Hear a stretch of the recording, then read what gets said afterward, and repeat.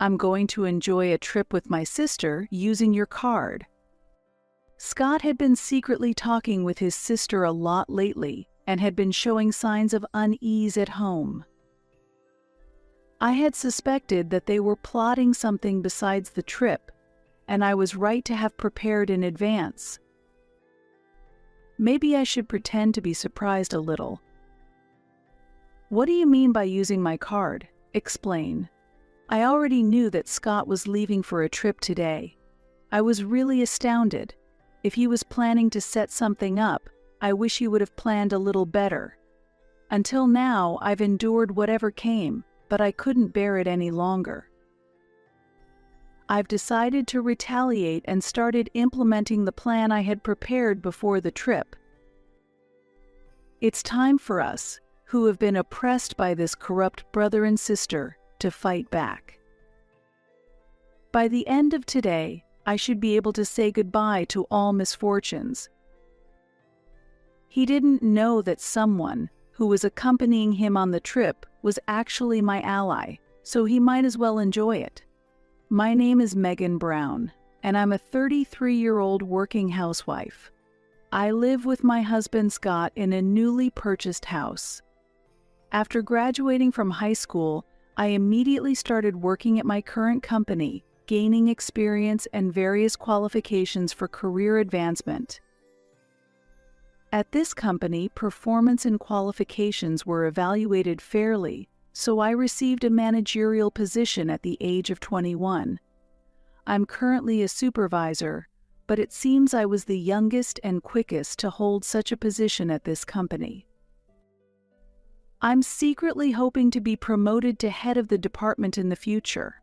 One day, several new employees were assigned, including Scott. I was slightly younger than him, but I was his supervisor at work. I was appointed as the trainer for Scott and 2 other newcomers. "Megan, you're about our age, right? And you're already a supervisor." "Yes, I've been working here since graduating from high school." "I think I'm probably a year younger than you." "It's amazing that you've worked hard since high school. I really respect you." Back then, he frequently complimented me. After that, Scott actively pursued me, and although I was reluctant at first, I eventually fell in love with him. We went on lovely dinners and drives, and our relationship grew like any other romance, eventually leading to us living together. Over time, Scott's sloppy habits began to show, but I figured it was because he felt comfortable around me, so I accepted it. After living together for a while, he proposed, and discussing future plans like meeting each other's parents and our wedding was a very happy time until Scott suddenly expressed his wishes after marriage. "Megan, I want you to quit your job and take care of our home. I'll work outside, and I want you to protect our home. I'm also thinking about having children soon, and I'm looking forward to our wedding and our own home. We'll have the wedding first, then buy a home. And think about children after that. What do you think?" "Scott, that sounds wonderful. I'm not worried about the order, but I am concerned about the costs. Even though we have savings, I don't plan to be a stay-at-home mom, and I intend to take maternity leave when we have a child." "That's a concern, for sure. But I don't like the idea of you earning more than me. I plan to buy a home after the wedding. What do you think?" "That might be a tough conversation. I currently earn more. But I think we can manage the wedding and home, so maybe we should think about children a bit later?" "Let's consider my job situation then." "All right, that sounds good." Although I had no intention of quitting my job, I made such suggestions to prevent Scott from complaining indefinitely. Later, we held a pre-wedding meeting with both families, but Scott's sister was absent due to her travel and would meet me for the first time on the wedding day. On the day of the wedding, Scott's sister entered the bride and groom's waiting room without knocking and looked me up and down, snorting with laughter. Scott's choice of girls is plain, isn't it? She's completely different from his usual type. Oh, I'm Hillary. Nice to meet you. I'll be your sister-in-law from now on. I don't hold back within the family. Nice to meet you, I'm Megan Brown. I look forward to getting along with you. She ignored my greeting and just waved her hand and left, leaving me standing there in shock. She would later prove to be a troublesome figure. I also exchanged greetings with her husband, who gave a decent impression. After the wedding, as Scott wished, we went to view a house.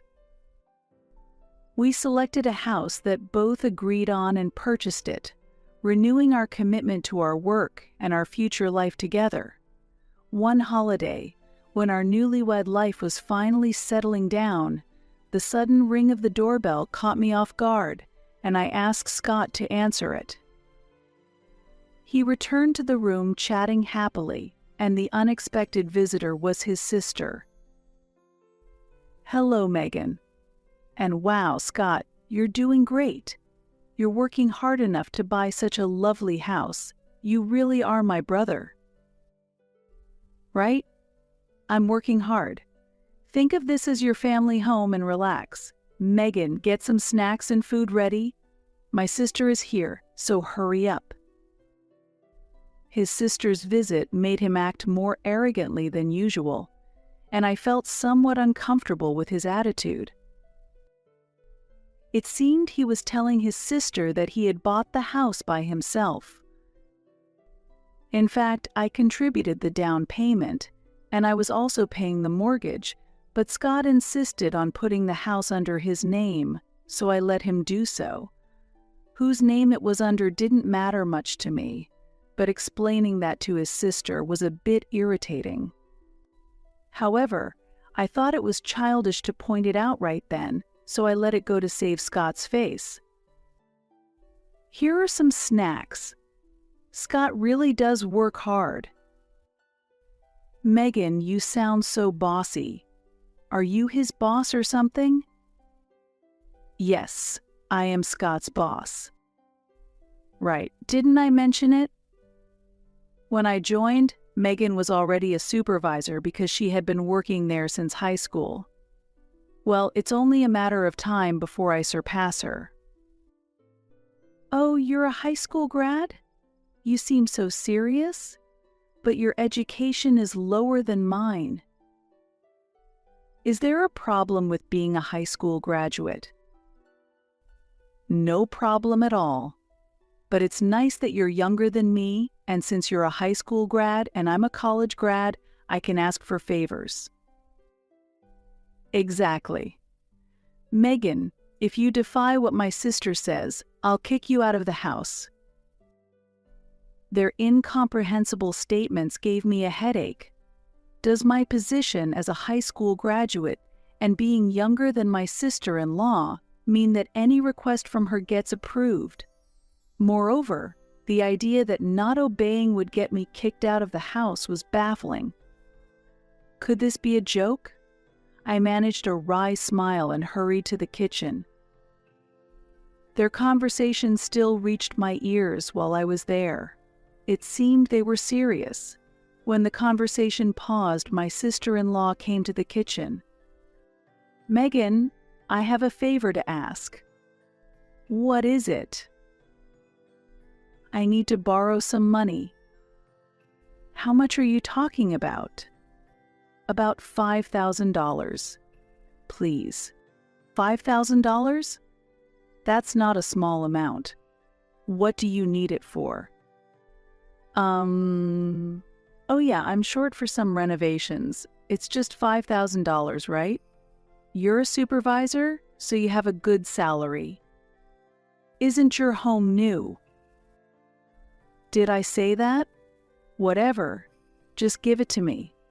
Scott told me to ask you because he said you'd lend it to me. What? How dare you? Megan, Just hand over the money to my sister.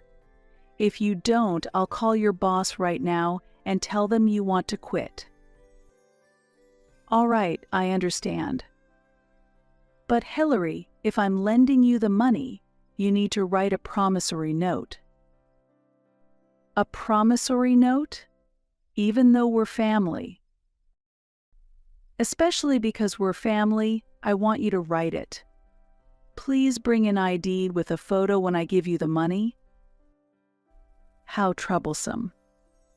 "But if I'm getting the money, fine. I'll bring it tomorrow night, so be ready." I ended up agreeing to lend money to my sister-in-law, but due to a bad feeling, I decided to have her write a promissory note to ensure repayment. Despite complaining, she brought the necessary items as promised the next day. After getting married, I was truly shocked by Scott's attachment to his sister, and I was simply dumbfounded.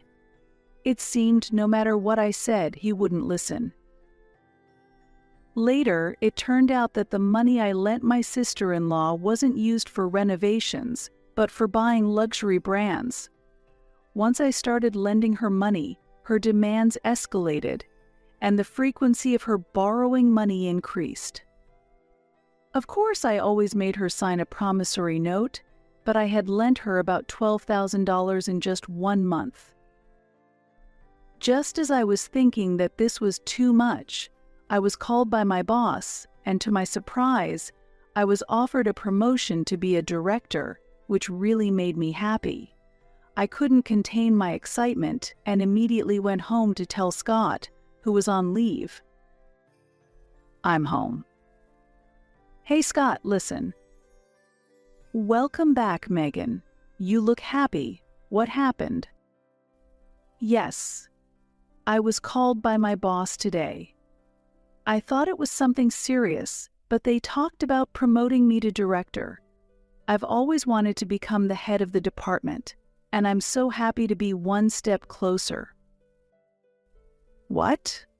Megan? You're getting promoted? I don't know what you're thinking, but did you really accept that?" "Yes, of course. Haven't I talked about this goal before?" "Well, I heard about it, but you need my permission before you get promoted. What are you thinking? I told you I wanted you to be a housewife. And why is it that I'm still a regular employee and only you are getting promoted? That's not right." "Why you can't get promoted, I don't know. But I've always said I'm not quitting my job." After this exchange, Scott immediately made a phone call. I thought he was calling his sister, and sure enough, a few minutes later, she arrived at our house. "What have you done?" "You stole Scott's promotion." "No, I haven't taken anything. Our company promotes based on ability." "Are you saying Scott lacks ability? How dare you act so high and mighty as a daughter-in-law?" "This is impossible. She's so irritating. Let's go eat steak with Megan's money to calm down." The two of them started rummaging through my wallet, and despite my desperate resistance, they overpowered me and took my bank card. They left laughing, and I couldn't stop the tears of frustration. Regretting marrying into this family was too late now. I had to find a divorce lawyer immediately. That day, Scott didn't return home. The next day, when I went to work, Scott was already there, grinning as he approached me. Yesterday was incredibly fun. Food tastes better when it's paid for with someone else's money. Thanks. The receipt he handed me showed $1,200 at a high-end steak restaurant and a total of $6,000 including receipts from nightclubs. I wanted to retort, but as employees started arriving, I couldn't say anything.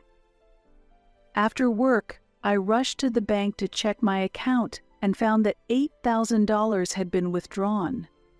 Feeling my face heat up with anger, I confronted Scott at home. "Scott, what have you done? High-end steak, nightclubs, you spent $8,000 of the money I saved when I was single. Shut up already. I don't care whether it was money you saved when you were single. I've already spent it, so there's nothing you can do about it." With that, Scott escaped to the bathroom. I couldn't bear it anymore. At that moment, I firmly resolved to get divorced. To initiate divorce mediation, I headed to a law firm over the weekend. Weeks flew by and preparations for the divorce were steadily progressing. Since that incident, Scott often came home late at night and left the house early on weekends, exhibiting suspicious behavior. Just as I was considering hiring a detective, I received a call from Hillary's husband, Ethan. "Hello, this is Ethan, Hillary's husband. May I speak with Megan, please?" "Hello, Ethan. It's been a while. What's the matter?" "It's been a while indeed. Sorry to bother you suddenly, but I can't seem to find Hillary and was wondering if she might be with you." "Hillary? She hasn't come over." "Is that so? Recently she's been coming home late, and she leaves without saying anything on weekends. Yesterday, when I asked where she was, she said she was at Scott's place, so I decided to call you." "Is that so? Actually, Scott has been acting similarly. They might be going somewhere together. It's a matter that's becoming irrelevant to me now. But there's something I'd like to tell you, Ethan. Can you keep listening?" "Becoming irrelevant?" "Understood. What happened?" I explained everything about the past events and the amount of money I lent to my sister-in-law. After listening, Ethan let out a big sigh and said, "I see. I'm really sorry for my wife's behavior. I've been at my limit as well and was considering divorce, but I just couldn't make up my mind. If it helps, you're welcome to use the evidence I've collected. Why don't you join me in getting a divorce? It's pitiful to let this continue. We need to show those selfish and untrustworthy siblings a lesson." "Thank you. Let's do our best together. Actually, I suspect that Hillary and Scott might be planning a trip." Ethan then shared that he had been asked to take a long break and mentioned finding travel brochures on the dressing table. While still on the phone, I checked a shelf that Scott had kept me from accessing and found travel brochures and business cards from nightclubs confirming their plans. "Ethan, I found brochures here as well. They seem to be planning a trip. I have an idea." After sharing my plan, Ethan agreed with a laugh. We decided to keep in touch via messages to plan further steps and ended the call. I sent him evidence favorable for the divorce and crafted a perfect plan. One morning about 2 weeks later, I noticed Scott leaving the house before dawn. However, I had been warned by Ethan the day before, so I was prepared for Scott's actions. A few hours later, Scott called, sounding triumphant. "I'm going to enjoy a trip with my sister using your card." Scott had been secretly talking with his sister a lot lately and had been showing signs of unease at home. I had suspected that they were plotting something besides the trip, and I was right to have prepared in advance. Maybe I should pretend to be surprised a little. "What do you mean by using my card? Explain." "Wait, you really didn't notice? You're so clueless. I've been planning this trip with my sister for a long time. To make sure everything went smoothly, we decided to have Ethan come along. Recently, you have been getting too carried away. And my sister said we need to teach you a lesson. It's 3 against 1. You don't stand a chance. Now you understand, right? You can't oppose us. I think I don't have to put up with this any longer, right? Having been insulted and having endured so much until now, a bit of retaliation seemed justified. I had no more feelings for them. Sorry, Scott, I didn't quite catch you. Could you repeat that? You must be shocked and didn't hear me, huh? I'll tell you again then. I'm using your cash card to go on a trip. What? The card is in my wallet, though. What are you talking about? I have it here. Wait, what is this? Did you just realize? That's a bit slow of you, Scott. I think what you took was my old fitness club membership card. They have similar designs, easy to mix up. No way. I checked and made sure it was the cash card. It really says fitness club. Mistook it, did you? Hey, I heard everything. Explain yourself. It was definitely a cash card when I saw it. Was it now? If Hillary knew, it means you two conspired to steal the cash card from my wallet again, doesn't it? You see, I switched my bank card and the membership card last night, and you went all the way to New York without checking. What? This is the worst. What have you done? That's my line. Sorry it didn't go as you two planned. How dare you be so presumptuous? Remember this when you get home. That's fine. I've prepared a gift for you two, so look forward to returning home. Trying to bribe me with things? I only accept cash. That will be a surprise for when you get home. But sis, what do we do now? Megan, send us money. I found their conversation worthless, so I hung up and decided to go back to sleep as it was still early in the morning. But soon, a message from Scott arrived. Megan, send money right now. Ethan is here. I replied simply, is that so, and went back to sleep. In the afternoon, I was woken up by the ringing of my phone. Checking the display, I saw an unusual number of missed calls and messages. As the phone kept ringing, I decided to call Ethan first, then answer Scott's call. Finally, you picked up your phone. You're late. Please send money quickly. We're freezing here. It's February, and they were in New York, which must have been very cold. Why don't you ask Ethan for help? Oh, isn't he there? You definitely know something. Ethan has disappeared, so help us, now. I'll let you know then. Since you and Hillary were conspiring, I teamed up with Ethan. The initial call was just to buy time for Ethan to get back. I hung up after receiving a message that he had boarded the plane home. He should be arriving soon. Do you understand the situation? You were conspiring with my husband. No, we were cooperating to take revenge on you too, so now you'll have to manage on your own. Goodbye. With that, I ended the call. Ethan would be arriving soon. To discuss future actions, I contacted a lawyer to come over. We conducted the final meeting for the divorce before Scott and Hillary returned home. The reason why I gathered Ethan and the lawyer was because I anticipated that Scott and his sister would definitely come to confront us. A few hours later, just as expected, they returned and immediately started shouting.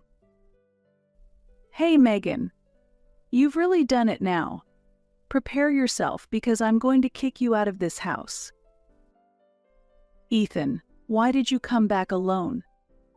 Are you okay with being abandoned by me? Shut up. Just sit down. Ethan, usually calm, raised his voice, causing Scott and his sister to sit down in shock. At that moment, the lawyer took out his business card and handed it to Scott and Hillary. They stared blankly at the card. "Here is our gift to you. Please read it carefully." Ethan and I handed them a stack of documents. As they reluctantly began to read, their faces quickly turned pale. "Wait a minute. This mentions compensation. But you're not seriously saying you want to divorce me, are you?" "My documents say the same thing. Yes, we are getting divorced." "Did I do something wrong? Divorce must be a joke." "I think so too. Ethan, let's go home together, okay?" Including the calls during the trip, all the verbal abuse you've spewed daily has been recorded from a certain point. You really don't understand what you have done, huh? I've endured mental anguish from your emotional abuse, so I can't stay married to you any longer. Are you really okay with this? Of course. I will also claim half of the down payment and mortgage for the house, as well as the money you spent from my savings when I was single. I will have Hillary repay the money I loaned her and the money spent together with Scott. Wait, no. Didn't Scott buy the house? And stop making up things about borrowing and spending. Hillary, please read the documents we provided. They include all the promissory notes for the money I lent you. I won't acknowledge these documents without proof. I'll just do this. Me too. Give me that voice recorder. Scott forcibly took the recorder from me and crushed it, and his sister tore up the documents and threw them away. Then they glared at us with a triumphant expression. Scott, do you really think destroying that will erase the data on the computer? The same goes for you, Hillary. No matter how much you tear up those documents, they're not the originals, so you're just wasting your energy. What? Really, such shallow thinking. I will also claim the savings you misused from you, Hillary. By the way, say hello to your favorite guy from the nightclub from me. Perhaps realizing their defeat, the two started wailing like children. The claims against Scott included $5,000 in compensation, $100,000 for half of the house down payment, and another $10,000 for additional expenses, totaling $115,000. Additionally, he would need to pay $2,000 for ongoing mortgage repayments. My claim against Hillary included $8,000 for misused funds and $23,000 for the promissory notes, totaling $31,000. Ethan claimed $30,000 from his wife for her infidelity and nightclub expenses, along with $90,000 for other misuses, totaling $120,000 without any property division. Both lacked basic understanding and might have thought about rushing to court.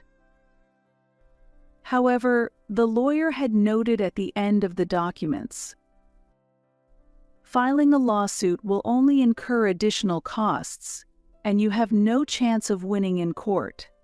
It would be wise to focus on repayment, thus concluding the discussion.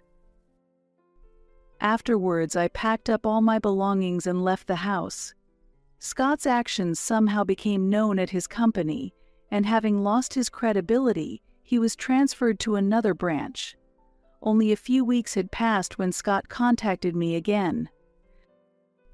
Megan, I really want to see you. I never thought I'd feel so lonely without you. Is there a chance we could start over?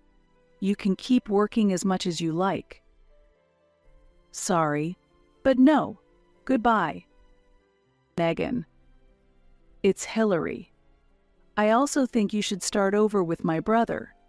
Maybe there was some misunderstanding between us, and I'm sure we can do better next time. Let's live together this time. Hillary, I firmly refuse.